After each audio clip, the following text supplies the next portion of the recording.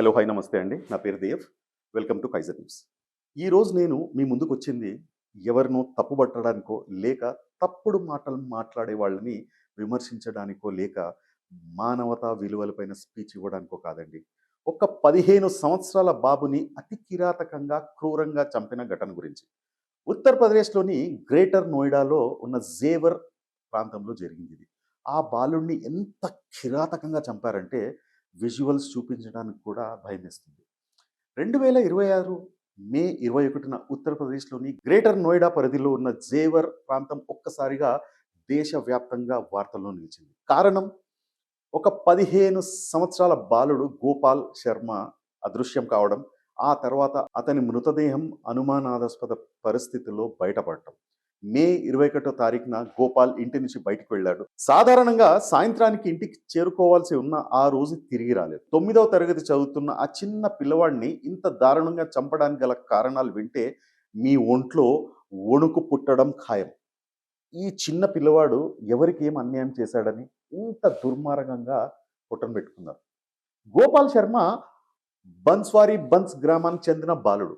సాధారణంగా మధ్యతరగతి కుటుంబానికి చెందిన గోపాల్ చదువులో టాపర్. కుటుంబ సభ్యులతో సాధారణ జీవితం గడిపేవాడని గ్రామస్తులు చెప్తున్నారు. అదృశ్యమైన రోజు యాక్చువల్గా ఏం జరిగిందంటే, రాత్రి అవుతున్న గోపాల్ ఇంటికి రాకపోవడంతో కుటుంబ సభ్యులు ఆందోళన చెందారు.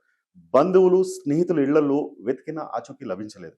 మరుసటి రోజు పోలీస్ కంప్లైంట్ ఇచ్చారు. మైనర్ పిల్లాడు కాబట్టి పోలీసులు ప్రతి చోట వెతకడం ప్రారంభించారు. 12 గంటల ఎక్స్టెన్సివ్ సర్చ్ తర్వాత పక్కనే ఉన్న రోహి గ్రామంలో ఒక నిర్జన భవనంలో గోపాల్ మృతదేహం కనిపించింది. ఎంత ఘోరంగా చంపారంటే వర్ణించడానికి మాటలు కూడా రావట్లేదు. మొదట తల పలగొట్టి, తరువాత ప్రైవేట్ పార్ట్స్ని కూడా కోసేసి, అంతటితో ఆగకుండా చేతులు కాళ్ళు కట్టేసి, అరవకుండా నోట్లో గుడ్డ కుక్కి, అమానుషం అండి, గుడ్డ కుక్కి, ఆపై చేతులు కాళ్ళు విరిగేలా కొట్టి, అప్పటికీ చావలేదని ఆపై చేసిన క్రూర పని వింటే నిజంగా మనసు జలధరిస్తుందండి. స్నానం చేయించినట్టు కూర్చోపెట్టి తలపై నుండి యాసిడ్ పోసారండి. ఇట్లాంటి వాళ్ళకి చెప్పాను కదా, ఏం చెప్పాలో అర్థం కావట్లేదండి. ఒంటిపై యాసిడ్ మండుతుంటే, చర్మం ఊడిపోతుంటే, అరవడానికి కూడా వీలు లేకుండా నోట్లో గుడ్డ కుక్కి, ఆ 15 సంవత్సరాల పిల్లవాడు అనుభవించిన మరణ వేదన భగవంతుడా వర్ణనాతీతం. ఆ పిల్లవాడి తల్లిదండ్రుల గురించి ఆలోచిస్తే నిజంగా గుండె తరుక్కుపోతుంది. అబ్బాయి బాడీని చూసిన వాళ్ళ నాన్న ఏమన్నాడో తెలుసా ఫ్రెండ్స్? మా అబ్బాయిని అసలు ఏ తండ్రి అనని మాట అన్నాడు.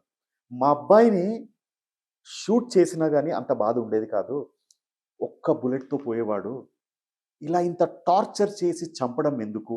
ఈ 15 సంవత్సరాల పిల్లవాడు చేసిన తప్పేంటి అని అరుస్తూ, ఏడుస్తూ అక్కడున్న పోలీసులు, అంటే చెప్తున్నా, అరుస్తూ, ఏడుస్తూ ఉంటే అక్కడున్న పోలీసులు మరియు స్థానికులు కూడా ఏడ్చేశారంట.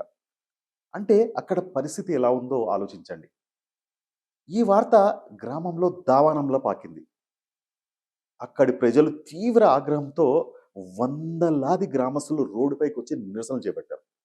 నిందితులను తమకు అప్పగించాలని, వాళ్ళే న్యాయం చేస్తామని పోలీస్ స్టేషన్ ముందు ధర్నా చేశారు కూడా. యాజ్ యూజువల్ పోలీసులు దర్యాప్తు మొదలైంది.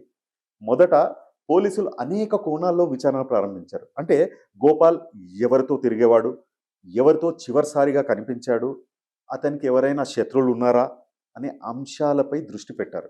CCTV footages, mobile call recordings, స్థానికుల వాంగ్మూలాలను పరిశీలించారు. ప్రాథమిక దర్యాప్తు తర్వాత గోపాల్ మరియు కొంతమంది యువకులు హుక్కా సేవించే ప్రాంతానికి వెళుతున్నారని సమాచారం అందిందట.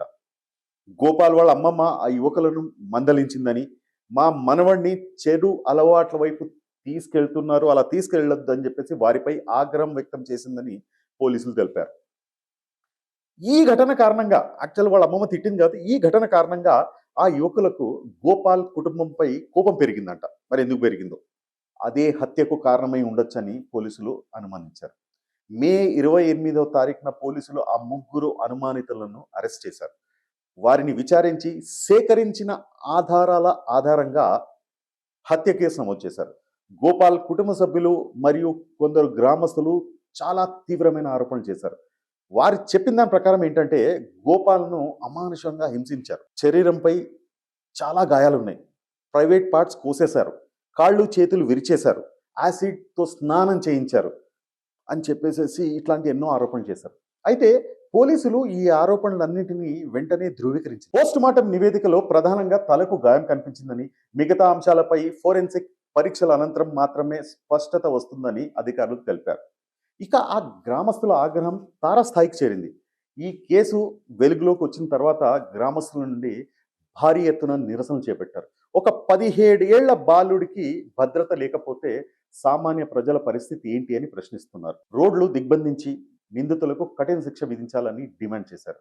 ప్రస్తుతం కేసు పరిస్థితి ఏంటంటే, ప్రస్తుతం అందుబాటులో ఉన్న అధికారిక సమాచారం ప్రకారం గోపాల్ మే 21న అదృశ్యమయ్యాడు. మే 22న మృతదేహం లభించింది. 3 అనుమానితులు అరెస్ట్ అయ్యారు. హుక్కా కేంద్రంగా జరిగిన వివాదమే హత్యకు కారణమై ఉండవచ్చని పోలీసులు భావిస్తున్నారు. ఫోరెన్సిక్ మరియు కోర్టు ప్రక్రియలు పూర్తయ్యాక తుది నిజాలు బయటపడతాయని చెప్పేసి అధికారులు వెల్లడించారు. ఈ కేసు ఎందుకింత దేశవ్యాప్తంగా చర్చాంశనీయమైందంటే, ఈ కేసు కేవలం ఒక హత్య కేసు మాత్రమే కాదండి. బాధితుడు ఒక మైనర్ కావడం విశేషం.